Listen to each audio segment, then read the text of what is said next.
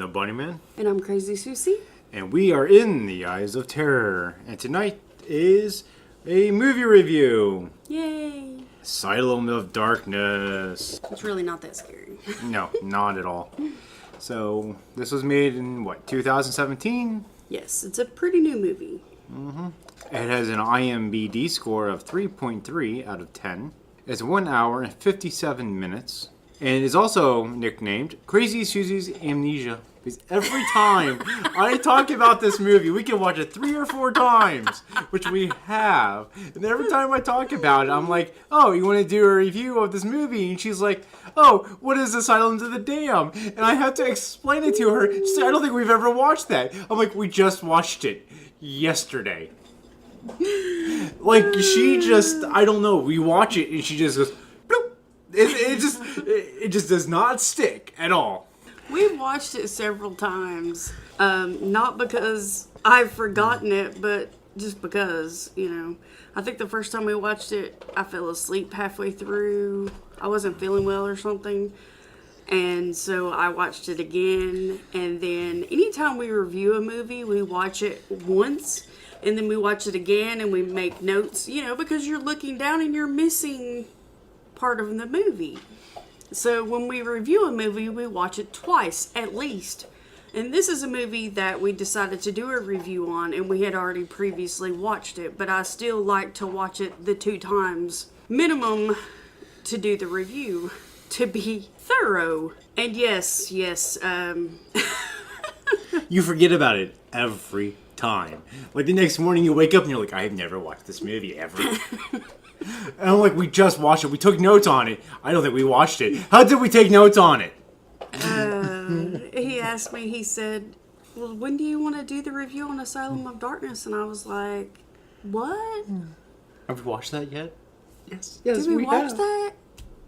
And he looks at me and he's like, do you even know what we're talking about? I'm like, the movie with the yada yada yada. And he goes, oh my God, you remember it. Yes. Alright. Out of having 15 conversations of me going, I don't think I watched that. And he's like, for the love of God, woman. We've watched this movie 300 times already. Do we have to watch it again? He pulls up a photo of it and says, this movie. Oh, yeah, I've seen that. Sheesh. So, this movie doesn't really have a lot of characters in it that are very well known. Yeah, it's from what I understand, it's pretty much an independent film. There isn't any information on what their budget was. All we can pretty much gather is that it was a low-budget film.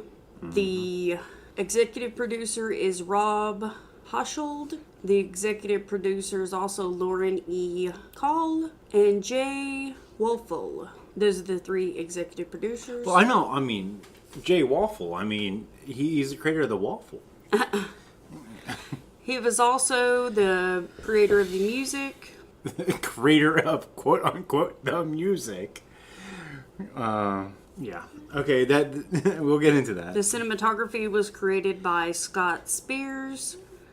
The makeup department was, the assistant makeup artist was Pete Gerner. Special effects, practical effects supervisor was Chad Bell. Special effects makeup was Brian Spears.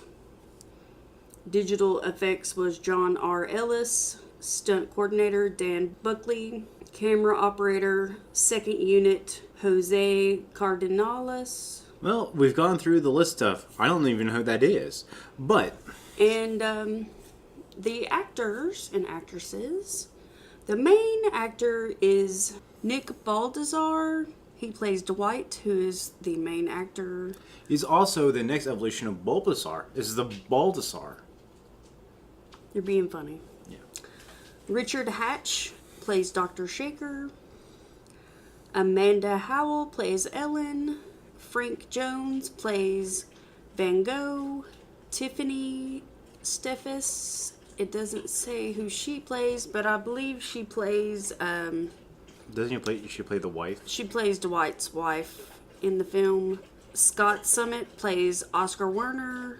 and Tim Tomerson plays Detective Kessler, which I don't really understand why they had him listed as a detective, because in the movie he plays a PI, a private investigator. So anyway, that's confusing. But Tim Tomerson is a pretty well-known actor. These other people I've never seen in anything else before, but Tim Tomerson I have.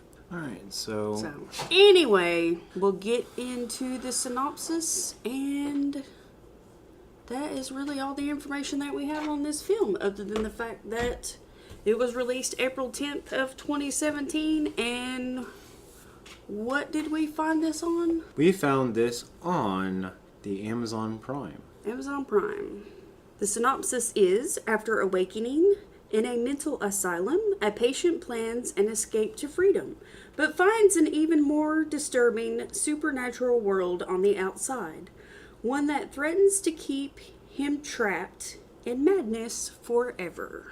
Alright, so the first thing you're gonna get is when you click on Asylum of Darkness, you're gonna look at that jacket and go, this is gonna be a good movie. That jacket is awesome. Yeah, the cover art is really cool.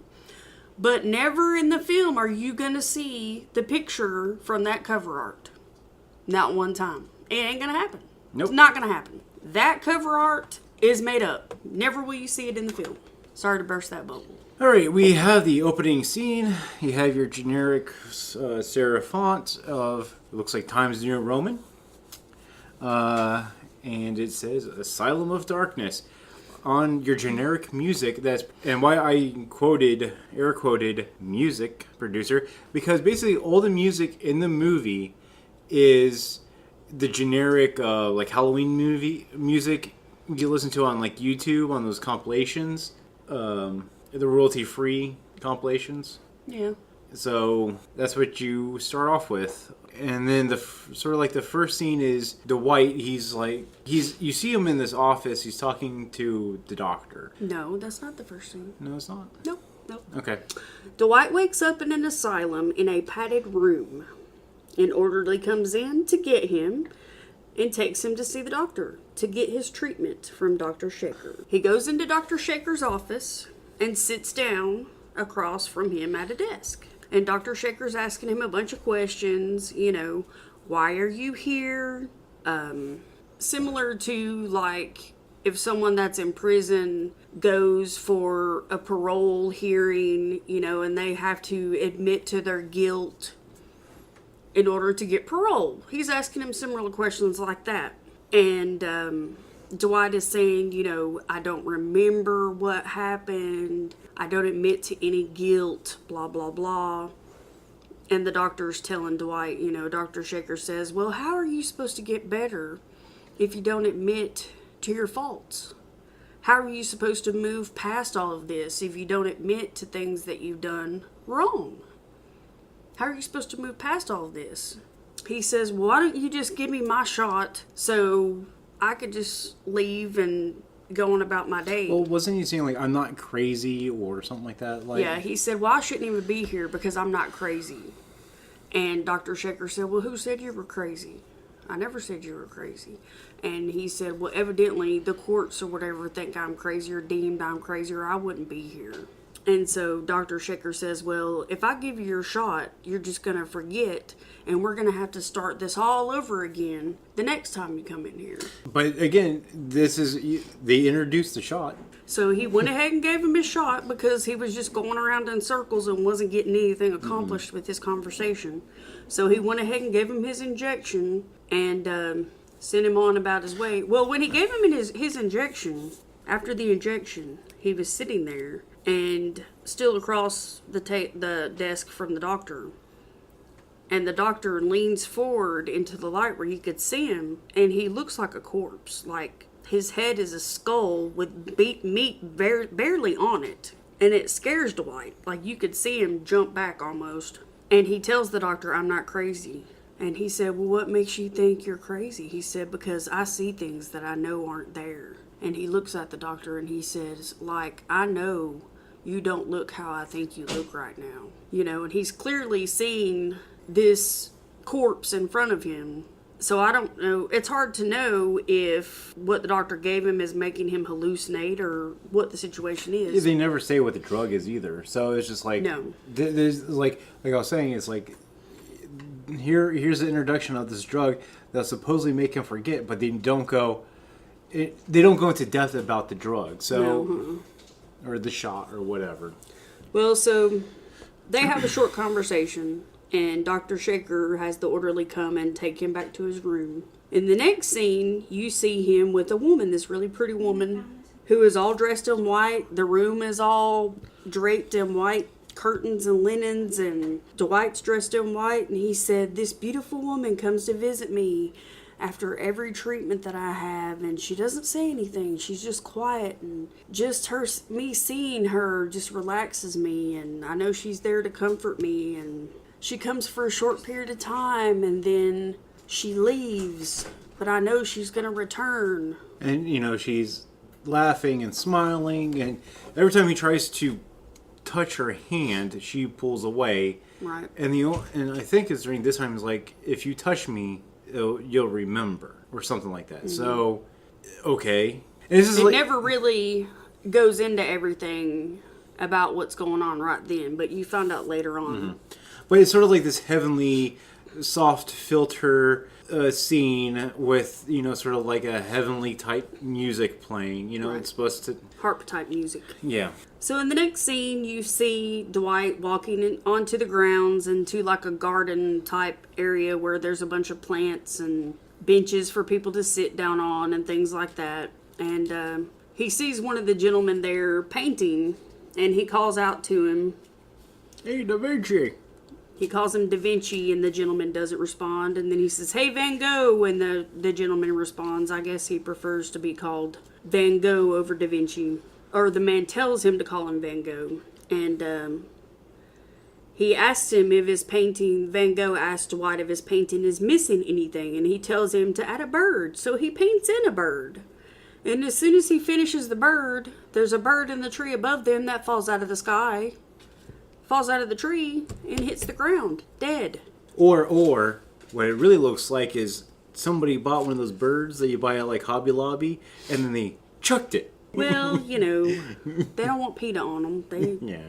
No, I just find it hilarious. It just looks like one of those like... There's no reason to kill No, there a isn't. bird. But I just found it funny, that's all. It was just one of those things that I sort of found funny about the film. It was just like the low budget, like, Hobby Lobby bird. Well, it gives you the idea that what he paints comes true. So, and it allows Dwight to realize that too. No, it's not really coming true. It's more like if you paint something realistic or something within the vicinity, it kills it or changes it somehow. Right. The whole painting thing is very vague throughout the film. Like, what the power is there. So it makes Dwight aware of his friend's ability to paint things and allow him to manipulate things within his paintings. Dwight tells him, he said, "Well, I didn't intend for you to kill the bird." And he said, "Well, you told me to paint it, and I painted it, and that's what happens." So, well, they go on about their business, and then his friend is going to be leaving, so Dwight asked him to do him a favor. He asked him to paint a picture of the doctor. Okay, so he paints him the picture of the doctor. It's a faceless picture. Yeah, it's a picture of the doctor, but his face is totally blank. Like, there's no features. It's a featureless face. His friend has this foresight ability to where he can see things that other people can't see. And when he delves deep to paint this picture of the doctor, he ends up seeing things and seeing these individuals that are blank-faced. And before, he said when he saw them, he thought that they couldn't see him. We'll come to find out now they can see him. So he didn't want them to use him for their purposes. So in order to prevent that, he pulled out his own eyeballs so they couldn't use him, or at least he thought they wouldn't be able to. So he pulled out his own eyeballs. Well, and so the nurse comes. Okay, so here we have the what the room looks like in the asylum, and air quotes. So while the nurses and everybody are tending to his friend, because Dwight goes in to get the painting from Van Gogh because he painted this picture of the doctor, and he goes to get the painting. The nurses are trying to attend to his friend. He goes into the doctor's office. Well, before that, so here's the thing about the interior of the asylum. It looks like someone was allowed to film in the office that they worked at night, because they're in the. If you know anything about asylums or anything like that, you're not allowed to be in anything. You're not even allowed to have your own shoelaces. You're not allowed to be around anything that could cause you harm. Mm-hmm. And so Van Gogh is sitting in front of a big giant bay window. Right. And they're talking and stuff like that. And he plugs out his eyeball. But it's like, and then you look around, and then he grabs the painting and he runs. And no one bats a bloody eye. And he just sort of like is able to roam wherever he wants to. But you're sitting there going like, so the asylum looks like an office building. That was my... So. It didn't make a whole lot of sense. No. But anyway, Dwight goes into the office that you saw him visiting with the doctor where he got a shot and everything. And he sits the painting down in a chair. He pulls off the doctor's photo from the wall. The wall is lined with photos of doctors, former doctors, and the current doctor's photo. He pulls the photo off the wall, takes it out of the frame, cuts the photo of the doctor out, like, around his face. Well, let's talk about the photo. It's not a photo. It's a paper picture. No, it's a Xerox. It was like, we're going to take a... It looks like a photo on the wall, but when he pulls it out of the frame, it looks like a piece of paper with a Xerox copy of the picture on it. Anyway. And he starts cutting it out. He cuts it out with a pair of scissors that he found in the desk, which I'm thinking, if you have people that are suicidal or anything like that, you wouldn't be having sharp implements in the desk where they could just walk in the room but that you left unlocked. And they could just come in there and, cut themselves or whatever. Anyway. Well, and nobody bats an eye. Again, he's just able to roam wherever he wants to. Yeah. It's a movie. So he cuts the head of the picture out, and then plasters it on top of the picture where his face would be. It's a blank face, so there's no face. So he plasters it on top of there. Well, the doctor comes in right as he's cutting the photo out, and he says, Dwight, what do you think you're doing? Blah, blah, blah, blah, blah. They're having this conversation as Dwight is just calmly cutting his picture out nice and neatly. And then he plasters it on the canvas, and then the doctor actually turns into a blank face. And there are several characters in the film that are what I call blank faces, where their characters and their entire head is just blank. Kind of like an alligator egg is what it looks like. It's just blank. Okay, but at some point they had this conversation about like the cup being filled, needing to be filled or whatever, and is foreshadowing what's about to happen. And he throws that cup against the wall, and that sort of plays a weird part in it as he's doing it. But the doctor has the keys out. He's like, "Are you looking for these? I was just going to put them in the desk that I left unlocked. That I found the scissors in." And so it's like, I'm glad I didn't do that. Okay. He was asking him, "Are you planning on escaping? Or were you looking for the keys? I have them in my hand. I was about to put them in the desk." So, How ironic. Yeah, and he turns into a blank face, and then he rips the blank face thing, and you're expecting like something really cool underneath of it, and that sort of disappointed me because it just looked like bloody stringiness underneath there, which is kind of weird. It sort of looked like the inside of a ravioli. Mm-mm. That's what it reminded me of, an inside of a ravioli.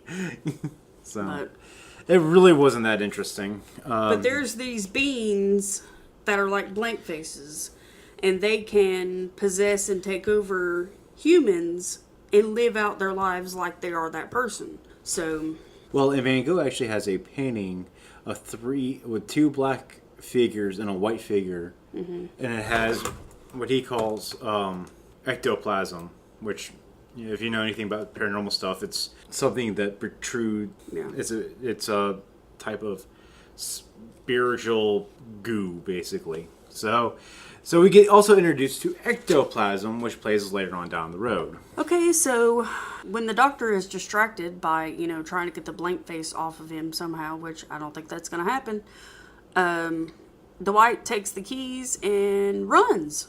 Escapes. He runs out of the building. Nobody goes after him, because why would anybody do that? That makes no sense. He unlocks all the gates and escapes the building. Well, and the gates are just flimsy anyway. I mean... And runs through a field of statues of corn. Yeah. I want one of these. Why have a field of actual corn when you can have a field of ceramic corn cobs? Well, and then you get the exterior view of the asylum, and you realize it really is just somebody's office. It's your generic company office space.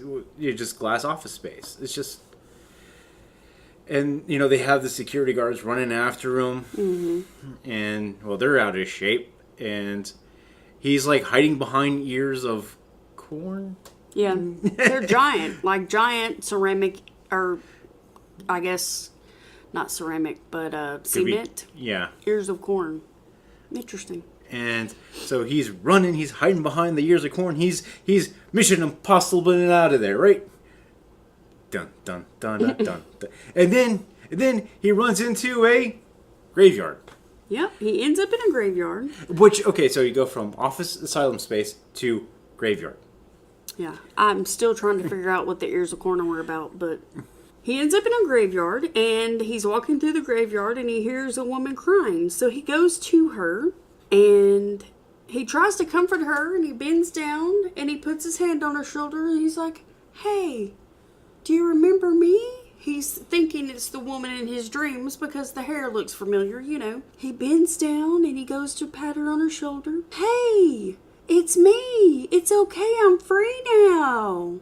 And he hugs her, and then he pulls away, and he looks at her, and she's a blank face. He's like, dang it. And the blank faces have a very unique sort of sound, which sounds like suffocating. It sounds like somebody put like a rubber mask over them, didn't puncture any air holes in it, and then like breathe. So you hear this, and you can hear the rubber collapsing as they're freaking out underneath. It's not a nice sound. No.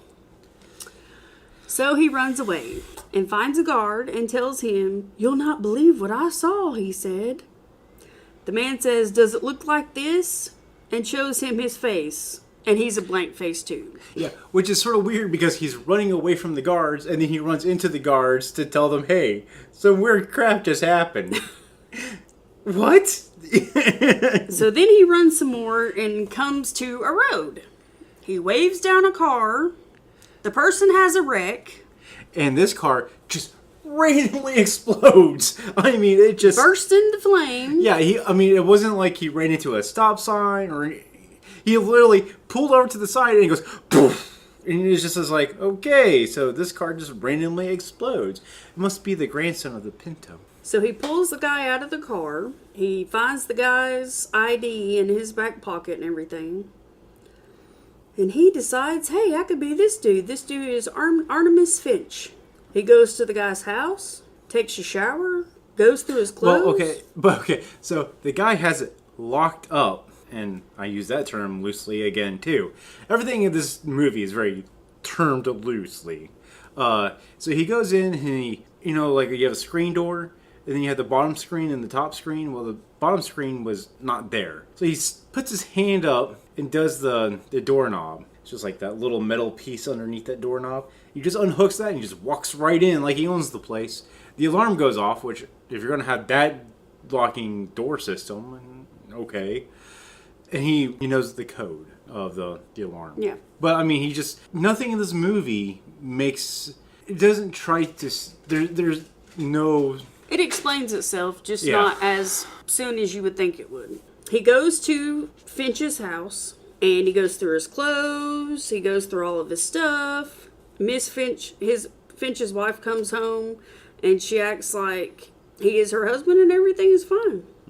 He tells his wife he's sorry for treating her badly, and he sleeps on the couch. And she's like, "You're acting weird. You're being nice." Evidently, her husband's normally a jerk. Right as they started picking strawberries, Adele arrives with who is sleeping on the couch, and he's woken up in the morning by the cops knocking on the door. They said that they found his car. It was burnt up. He said it was stolen, and his wife was like, "So your car really was stolen?" So I guess evidently the actual Finch was a liar too. He said, "Well, yeah, I told you my car was stolen." And she goes, "Oh, okay, so I guess it really was." So they get that situation taken care of. And later that day, he gets everything set up for this book event he goes to. He gets ready and tells his wife if she doesn't really want to go to the event with him, she's welcome to go do something with her mother because that's what she really wanted to do. And she goes, "Well, are you really sure? This is a really important event for you. You know, I can go and be at the event." He goes, "No, you can drop me off and you can go do something with your mom." So he goes to give his keynote speech and doesn't know where to start. So he explains goals and dreams, and Finch's thoughts just come to him as if they were his own. So at this point in the movie, it's sort of confusing because I'm going to use the term, I don't know if anybody remembers, but there's an old TV show called Quantum Leap. And what happened in that show, when he jumps into another body, he would like look in a mirror or whatever and be like, "Oh, this is the person I look like." So right now you're sort of confused on like, you look this way, but everybody's treating you like this Finch guy, and there's no sort of like moment where you're going, "Oh, okay." Yeah, the aha moment has not happened yet. Yeah. People are treating him like he's Finch, but when he looks at himself, he still feels like he's Dwight. So, so he gives a speech, and of course everybody claps, and everybody wants them to sign their copy of the book. Okay, so he does all of that, and he mingles a little bit. Well, he goes to the bathroom. He's using the bathroom. Well, there's this guy that comes into the bathroom and kind of corners him in the bathroom. And he breaks man rule number 1. Man, okay, if you're a woman, you don't understand. Every man knows what this is. Man rules are simple. You go into the bathroom, you shut up. You don't talk. You go in and if you're using the urinal, it's you urinal, next person. It's a you person, blank space, person. Anyway, but when you go into the bathroom, when a man uses the restroom, you don't go in or you literally go in there and it's just quiet. No one's talking, no one's doing anything. We're just doing our business. So, Chubbo. This gentleman goes in there and says, "Hey, my name is such and such. I met you at such and such," and blah, blah, blah, blah, blah, blah, blah. So he basically asks Finch to volunteer his time to speak to his group. So he says, "If you would like to hire me, here's my card." Basically, I don't work for free. Well, but at this point, you can sort of tell that he's sort of like where the Finch personality is coming through, because there's a pack of cigarettes. Okay, Dwight, which is the pre-Finch character, doesn't smoke. Right. Okay, so he's always finding like a pack of cigarettes in a pair of pants, or in this case, a suit or whatever. And he's picking up the pack of cigarettes, and he's like, he doesn't quite understand. But in this scene where he's talking to this guy in the restroom, he's pulling out a cigarette and like he's going to light it. And he's being a real jackass. And yeah, he's quite rude to the man. And he's like, and then the guy was like, "Well, I can't pay you for a volunteer service, but it's a tax write-off." So in the long run, you're getting paid either way. And this guy was, and the Finch character is just being a jerk, and he's just fiddling around with this cigarette like he's going to light it. And then, so I think that's the only time you really see the transition between personalities. Yeah, it is the cigarette thing.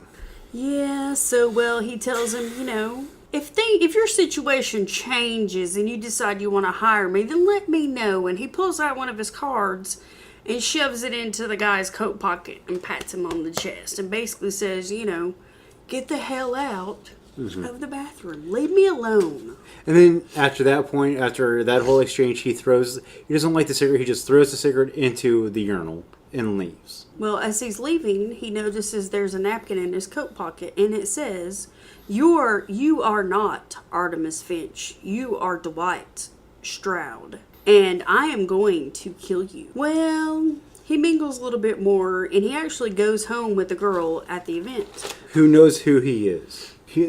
Obviously, he's been having an elongated affair with this lady. Finch has. Yes, Finch has been having a relationship with this young lady. He still mentally thinks, I'm Dwight, pretending to be Finch. Mm-hmm. He's not realized that he's Dwight actually changing into Finch. So they get to the girl's house, they pull up, they go inside. Next door to where Mr. Finch went, you see the orderly who cared for Dwight knock on the door. The lady who answered the door was not Jackie, who was the girl who Finch left the party with. So the orderly was at the door, he knocked on the door, and he said, Where's Jackie? And he proceeds to reach out. He's like, I'm coming for your face with my hand. And the person who answered the door obviously wasn't Jackie. So the lady that answers the door, he ends up turning her into a blank face. Yes. So this is sort of where, again, and I always say, and you probably hear throughout this podcast, there are rules in horror. This movie does not explain any of the rules. So does he have a blank face Midas touch? I mean, I almost think when these people turn these people into blank faces, it sucks their soul out, is my kind of comprehension of it. Anyway, as this is going on, the husband is coming down the stairs, yelling, What is going on? Okay. Does he have a shotgun at this point? Does he come downstairs with a gun? I believe he does. The orderly takes the father's body and possesses it as his own, and then his body is laying there blank-faced beside the woman's. Then the little boy, the son of the couple, he comes running down the stairs asking, Dad, what happened to Mom? Then it flashes back to the next door neighbor's house where Finch is. During this, you see Finch and Jackie have made it to Jackie's house, which is next door. Finch is walking around downstairs while Jackie is changing into something more comfortable. The little boy runs to Jackie's house because his father has a shotgun pointed at him. It's not atypical for a little boy to say, Hey, Dad, what's wrong with Mommy? And then the father to point a shotgun at him. Well, I think even little children know if somebody points a gun at you, that's when you need to leave. Yeah. The dad / orderly shoots the little boy as he gets to the front door of Jackie's house. And again, so at no point does the orderly character go, Oops, my bad. Do you know where they live at? Oh, they live next door? I'll just go over there. No, I'm just going to go on this weird murder tirade. And it doesn't explain why what the sort of the motivation is. He asks where Jackie is one time, and the guy says Jackie lives next door. Yeah, so and then he possesses his body. But at no point does the guy go, "Oh, my bad." I'm just going to here. Leave no witnesses. Yeah. Finch and Jackie witness this. Finch closes the door and locks it. Jackie admits she doesn't lock doors, and then Finch is like, Really?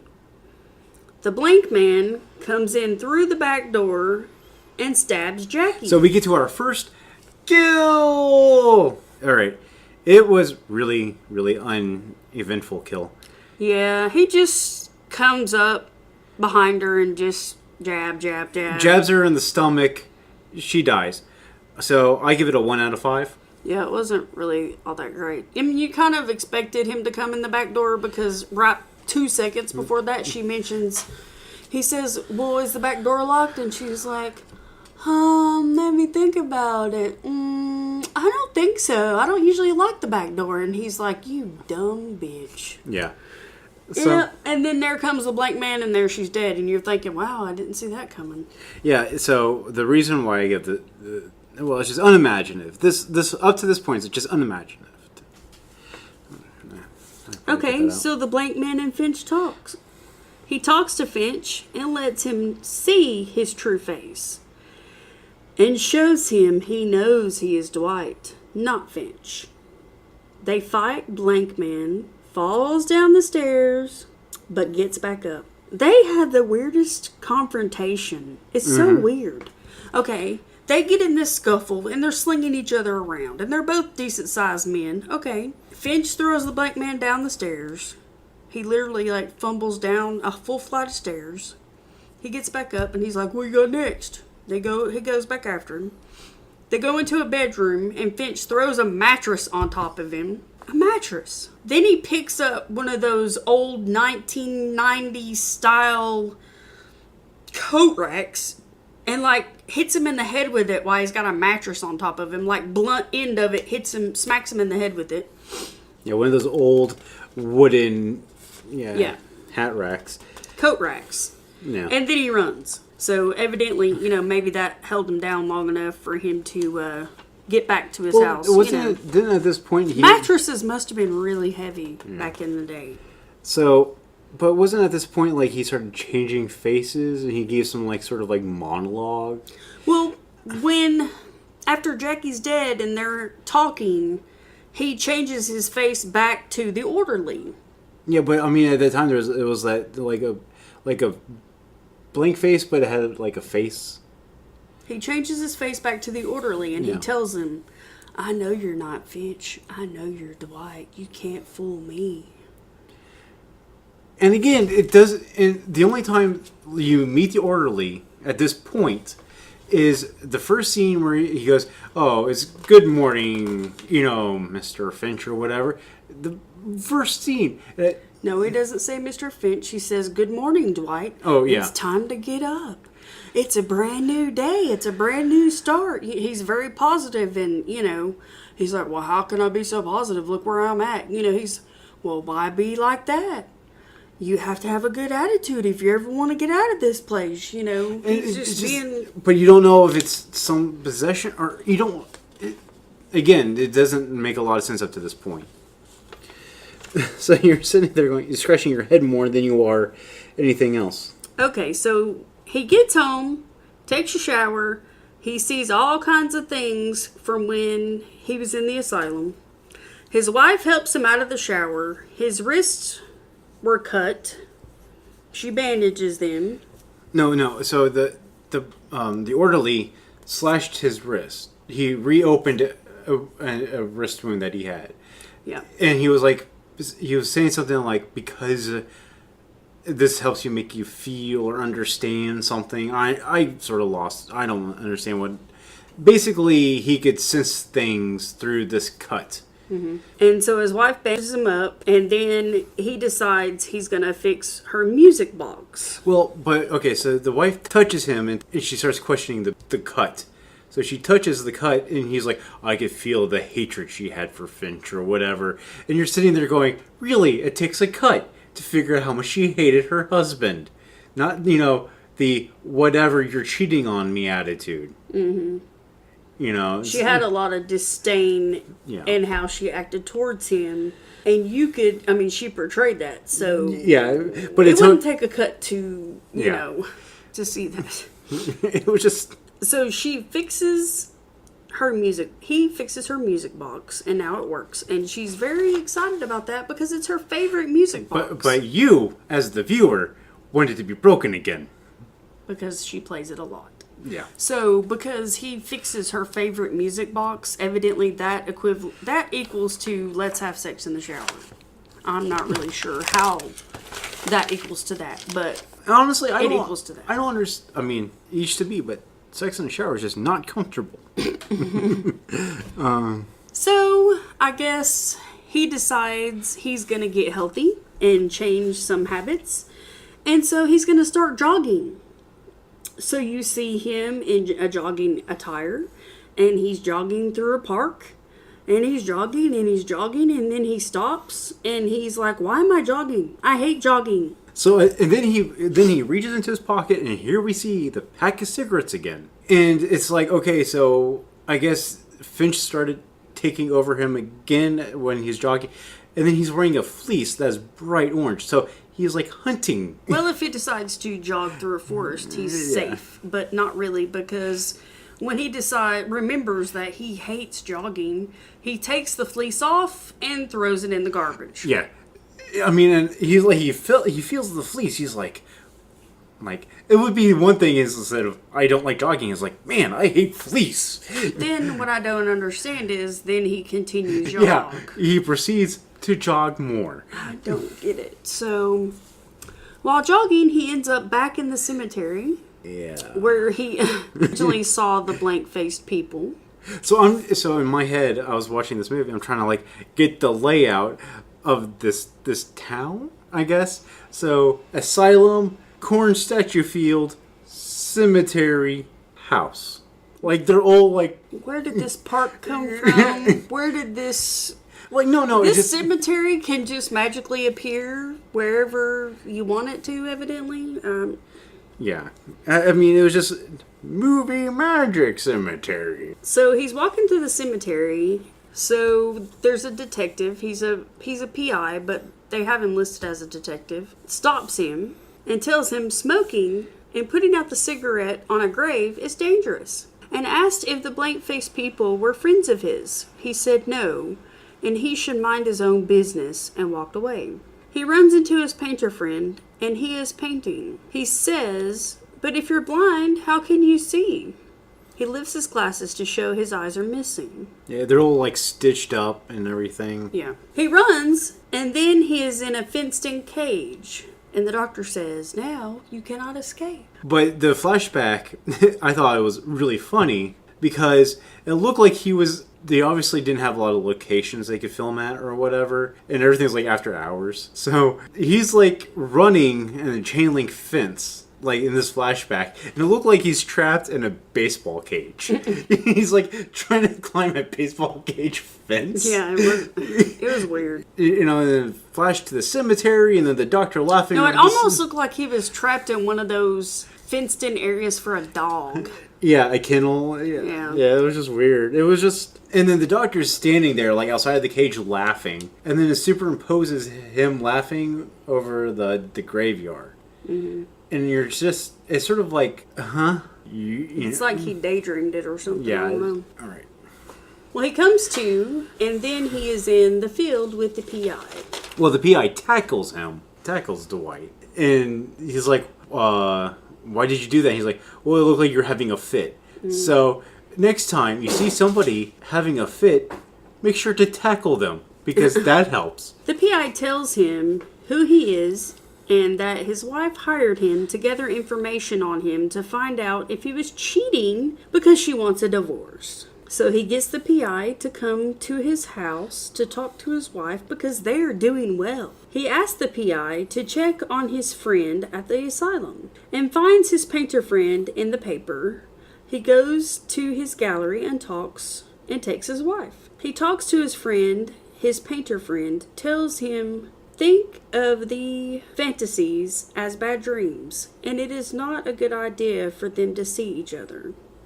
Well, at first, when he goes to the gallery, his friend, Van Gogh or whatever, he doesn't even recognize him. Like he doesn't want to talk to him. He acts like he doesn't remember him. Yeah.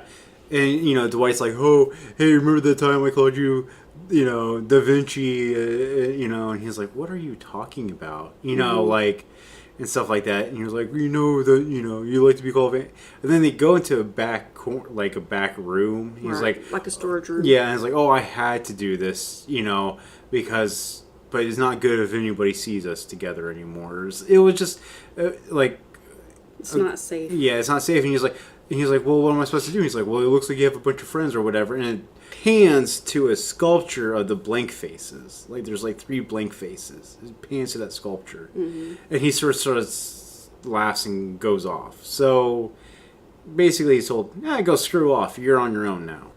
The PI reports back to him that there is no Dr. Shaker. It's a room that they put the patients in when they are drugged and have the shakes. Okay, so I thought this was funny too, is that he goes into the asylum and here's these pictures on this wall, right? So it's 4 altogether, 2 up, 2 below. Mm-hmm.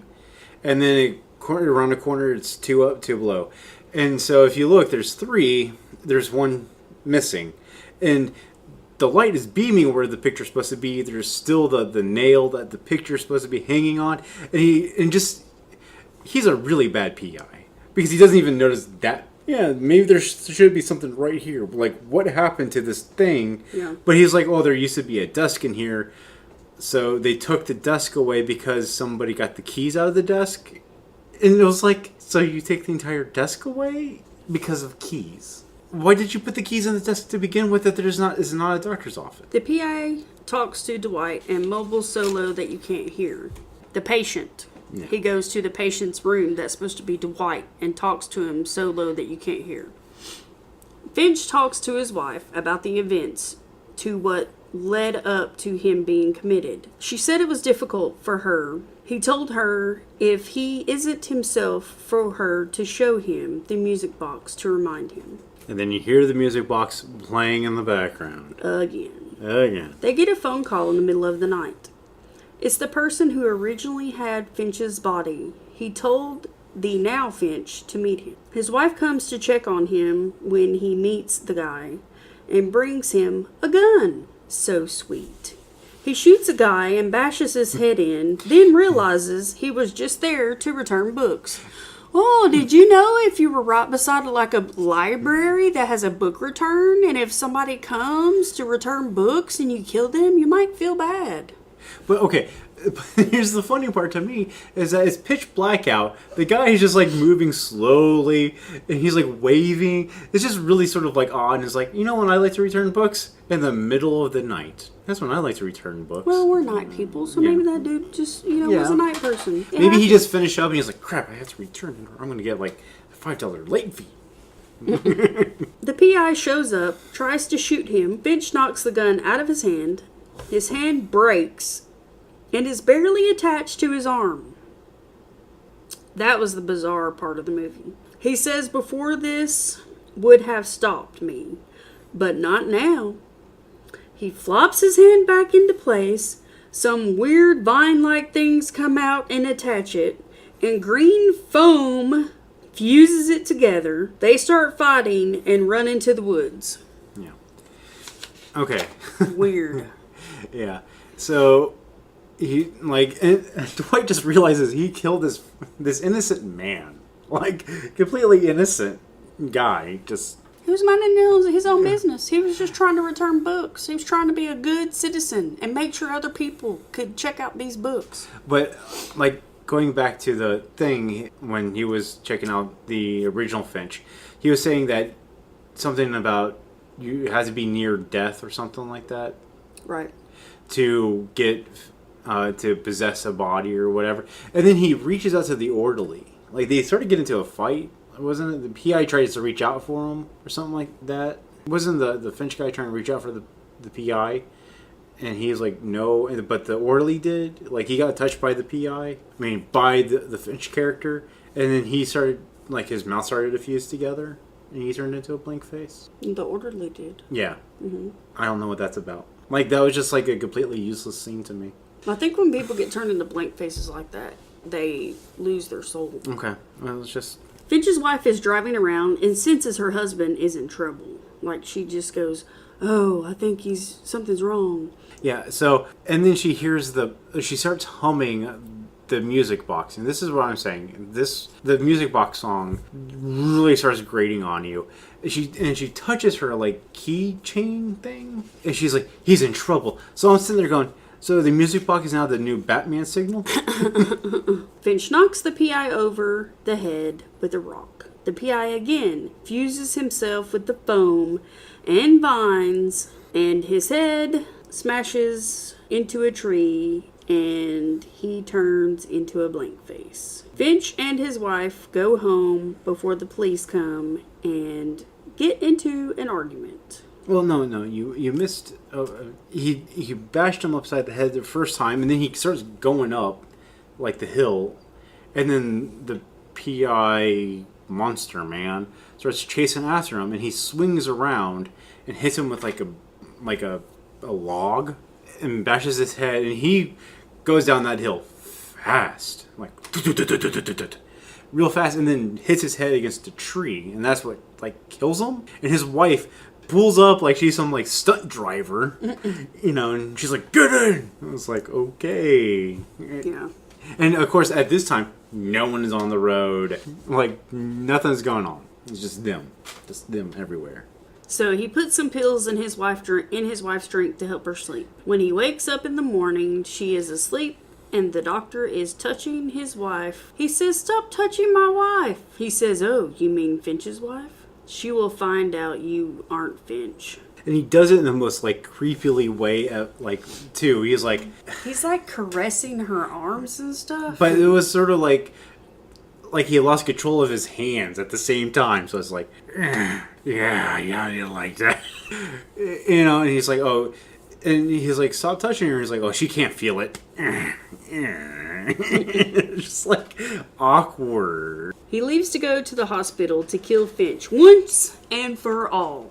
He goes into the hospital using the doctor's keys. No one stops him because, that makes sense. When you have an asylum, you just don't want to hire anybody. You just want the patients to roam, and everything's going to be okay. He goes into his old room, finds Finch, and he tells Finch, I plan on being a better Finch than you. He asked him, how did we switch bodies? And at the moment of death, he tells him, at the moment of death, I was able to switch. He said he sent parts of Finch through the orderly and the PI, and you killed them. But at this point, didn't he just like stab him? Like he walked in there and like stabbed him in the stomach. Yep, he walked in there right away and stabbed him. Then he tried to have a conversation with the man as he was bleeding out. And then, so here's the blood, and it's hard to explain the sound, but it's like basically like thick oil dripping, and it's just, and it was like red water basically, yeah, and it's just exponentially growing. It's like a fountain of water coming out. Yeah, it's just like, and it was just sort of the blood sound was sort of off-putting.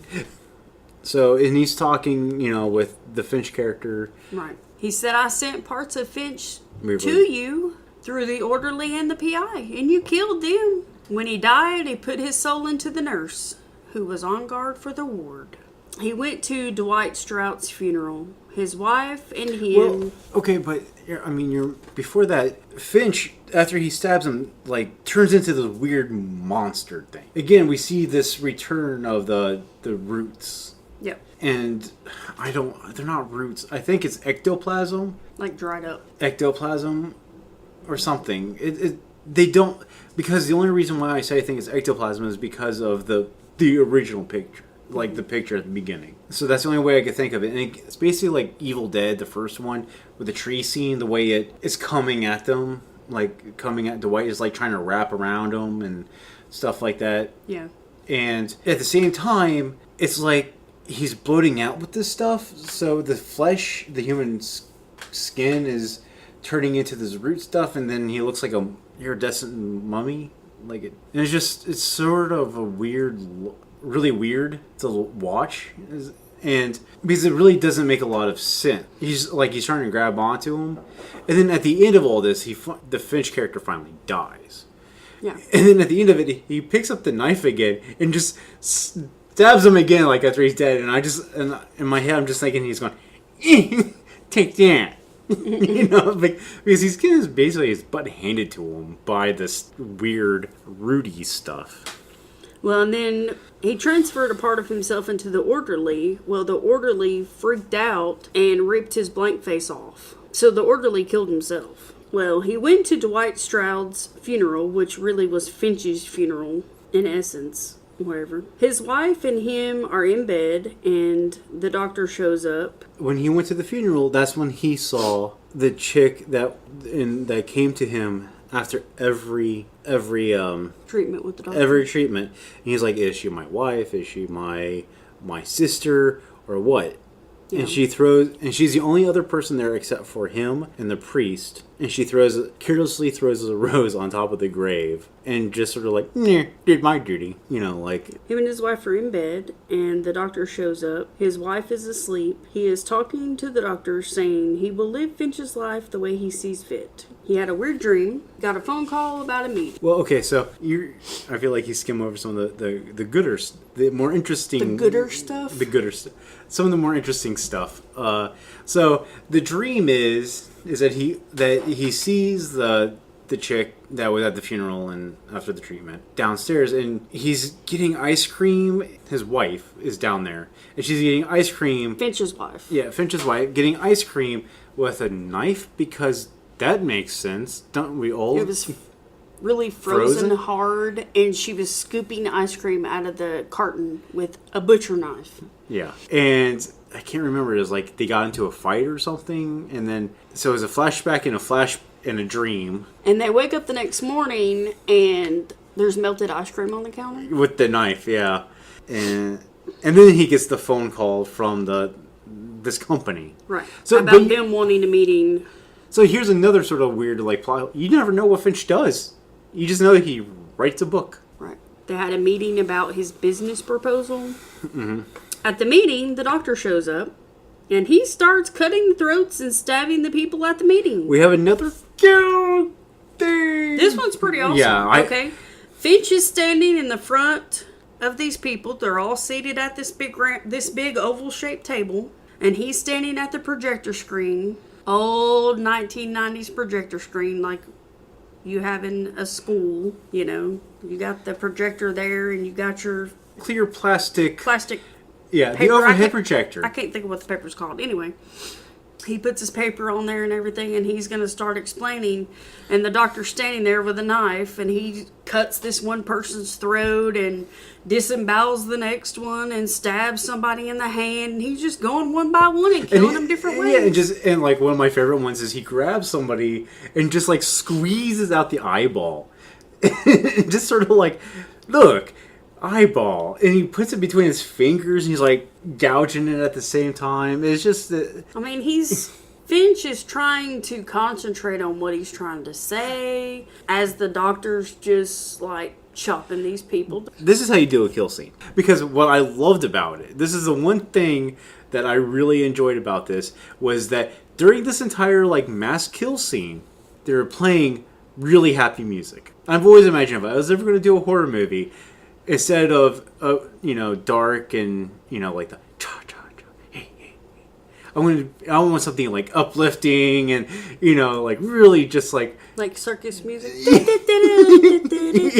Or Get your peanuts and cotton candy, kids. Or even better, like some Katy Perry. He came in like fireworks or whatever. You're crazy. I don't know. Just something nuts, but that's what I really liked about it. So I give it a 5 out of 5. Yeah, it was pretty good. Because it gives different kills and stuff like that. So he's trying to recompose himself after he witnessed this, and the doctor's like back behind, like looking the knife. And then the head chick was like, she was like, Mr. Finch, can we, can you get back to what you're talking, or are you okay? And he just like packs everything up and leaves. He's like, I'm done. Mm-hmm. And then after he leaves, she's like, if he thinks if I'm going to pay for full session, then he's for crap out of luck. I don't, it's just like, okay. At the end of the meeting, Finch actually says, "What do I do to get rid of you?" Then he realizes it was not real and leaves. Yeah. It was just... He goes to the graveyard, and his painter friend is there. He heard he had died and came to pay his respects. Finch dug up the grave of Dwight. Dwight's wife goes to Finch's home and tells Mrs. Finch if she loves her husband, she will follow her. She takes her to the first home they owned. Finch digs up the grave, and it does not look like it. Finch burns the body in the grave. Dwight's widow takes Finch's wife. Dwight's widow. Widow. No. You got it right the first time. The window took Finch's wife. Dwight's widow takes Finch's wife upstairs. She needs to empty her body so she can refill it. The doctor tells Dwight / Finch goodbye. Okay, so I think you sort of missed another point. So when he's burning the body, the painter's telling him, he's going through this monologue of, there's three of us. Don't, like, these ghosts show up. They're old blank-faced ghosts. And he's like, don't worry, they're mindless. So, and he's like, there's three of us. We wanted to be above something, so we drove you guys nuts. So there's, like, these spirits that were three, and that's the only sort of explanation you get what's going on, is this sort of weird monologue that it's not really well conceived, in my opinion. There's three ghosts. They were tired of just being in limbo because they're saying that the reason why they're there right now is because the end of the world has to happen before they could go to heaven or hell. So they have to. So there's three of them that decided that they're tired of being in limbo. So the only way that they can possess somebody else's body is by driving them to the brink of madness, getting them to the point of self-destruction, either it be suicide, and so that explains two of the characters, and it sort of explains the Van Gogh character with the whole gouging out the eyeball thing. Mm-hmm. Because it drove him nuts. Instead of him trying to commit suicide, he just went so insane that he was just plucking out his own eyes. Yeah. So he sort of what's going on, and then the widow brings the wife to the original Dwight and her house. Like, look at this house type thing. It was all run down in a bad part of the neighborhood, and explaining what happened, sort of thing. Finch burns the body. Dwight's widow takes Finch's wife upstairs. She needs to empty her body. Okay. The doctor tells Dwight Finch goodbye. Finch tells his painter friend he doesn't seem to like who he was when they were at the asylum. Van Gogh says the blank faces are everywhere. He digs up what he believes to be the original Finch. When it bites his cut wrist, he is put in the house where his wife and Finch's wife are. His wife explains he killed her, then cut his wrist. His wife says she came back from the dead and gave him Finch for him. He is fighting the original Finch the whole time. Yeah. So he digs up another grave, and this original Finch character is waiting for him. He's going, saying, I don't know. Maybe there's a point I was just getting like, I don't care. And he grabs him and drags him down into his coffin, which leads to a cavern underneath. Pit of death. Yeah. And so they're fighting, and he's all bulgy and weird looking and in a suit. And then he must have been the original blank face, I guess. Yeah. He kills the Finch beast man, chops his head off just to make sure, just to be on the safe side. And then you are introduced to this other weird thing at that time. Like, that doesn't make any sense. No one explains what it is. It's that little leech with teeth. You remember he grabs that out of his stomach and he's like, oh, whatever, and just chucks it. Just so happened, Van Gogh is painting by the river where he killed him.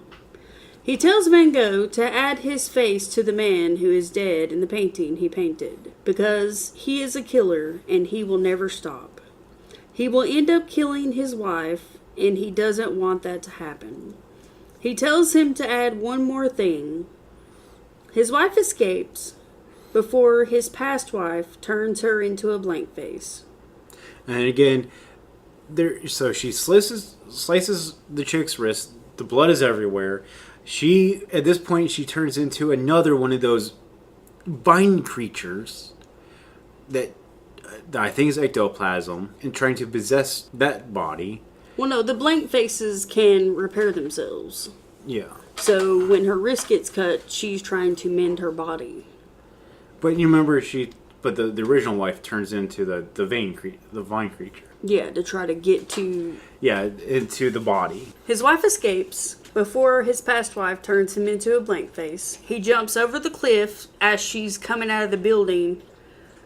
He had him add a music box and signed it for us. Van Gogh tells her he did it All for you. all for you. So he's turning into a blank face. Like, right before, when she gets out, again, I don't understand. So far we have asylum, field of concrete corn, graveyard, park, house, cliff. Okay? So they're all like within 5 feet of each other? Or maybe the graveyard just moves around when it feels like it. I don't know, but he just happened upon the graveyard a couple of times, but the last time he went straight to it. That's what I don't understand. And then here's the whole cliff scene.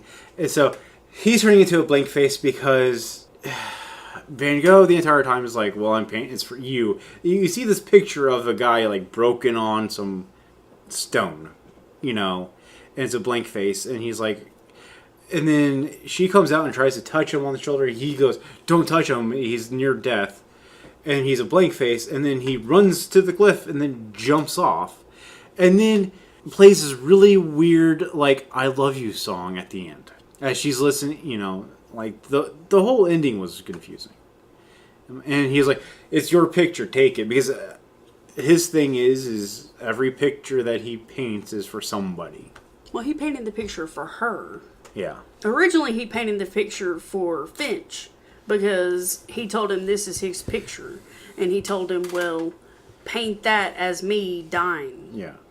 Because he was on the verge of death. Yeah, it just, like I said, and then... But he decided to jump over the cliff because he didn't want to continue living on the way he was. Because he knew eventually he would kill his wife because he was a serial murderer. Yeah, He Okay. wouldn't stop.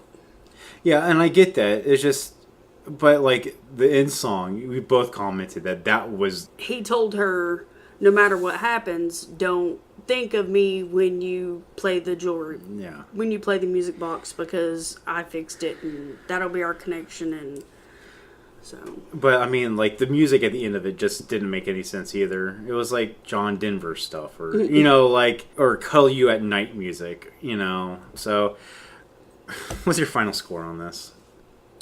A 3 out of 5. Mine was a 3 out of 5 too.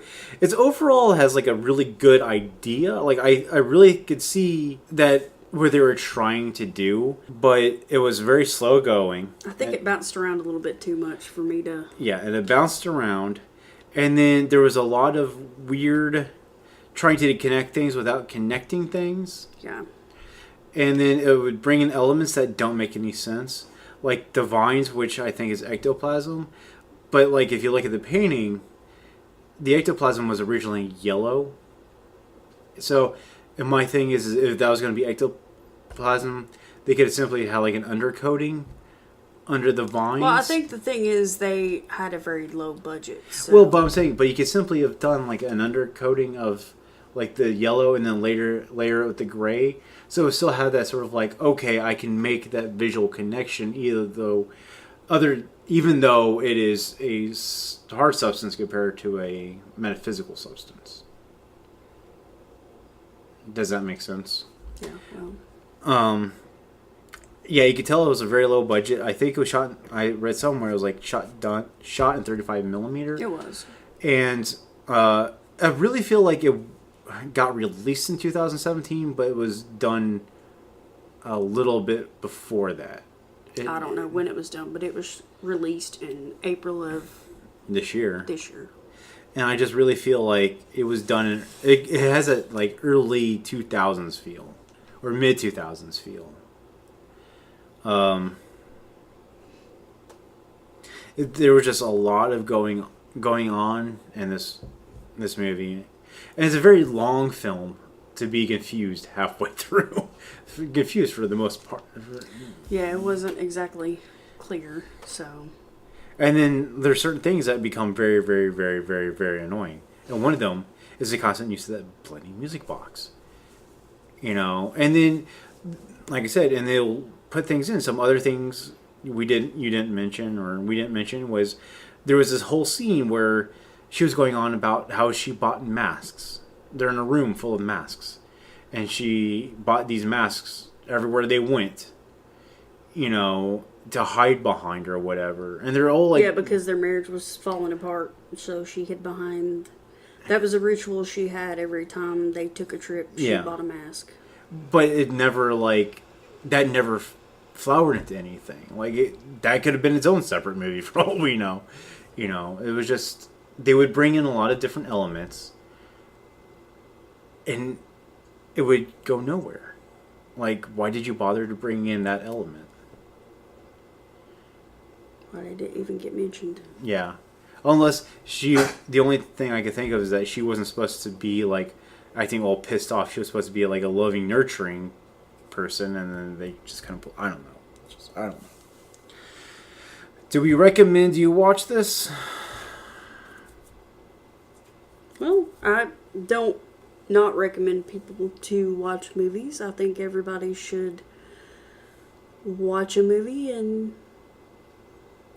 form their own opinion. So, yeah, I mean, I think it's it's not scary. no. It's on the supernatural list, you know. So, I think that's it for us on this. Yep, that's all. So we'll scare you later. Yep, bye.